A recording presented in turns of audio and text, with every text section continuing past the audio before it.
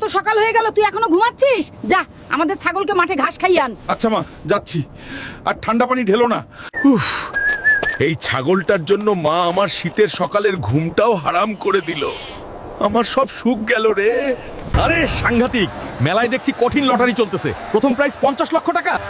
এই লটারি যদি কোনোভাবে লেগে যায় তাহলে সারা জীবন আয়েশ করে কাটাবো। ভাই, আমার কাছে কোনো টাকা নাই, আপনি কি আমার এই ছাগলটা নিয়ে কিছু লটারির টিকিট দিতে পারবেন? তা তো কোনো সমস্যাই না, এই নিন এক বান্ডিল লটারি।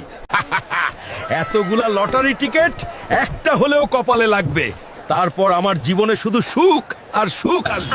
বন্ধুরা, অবশেষে অপেক্ষার প্রহর শেষ হলো। আমাদের এই মেলায় 50 লক্ষ টাকার লটারি বিজয়ী হলো আমাদের থ্যানোস সাহেব। হায় রে, লটারি পাওয়ার লোভে এখন ছাগলটাও গেল।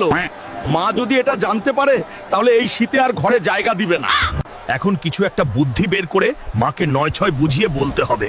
ও মা, তাড়াতাড়ি বের হয়ে এসো, আমাদের একটা বড় সর্বনাশ হয়ে গেছে। বাবা হাল্ক, তোর কি হয়েছে? তোর এমন দশা কেমনে হলো? মা, আমাদের এলাকায় আজকে একটা পাগলা হাতি ঢুকে পড়ে। আমি সবাইকে পাগলা হাতি থেকে বাঁচাতে পারলেও আমাদের ছাগলটা বাঁচাতে পারিনি। তা নিয়ে চিন্তা করিস না বাবা, তোকে নিয়ে আমার অনেক গর্ব হচ্ছে, কারণ তুই সবাইকে বাঁচিয়েছিস। আর তোমরা চুপি চুপি চ্যানেলটা সাবস্ক্রাইব করে দাও, খবরদার আমার মাকে কিচ্ছু বলবে না।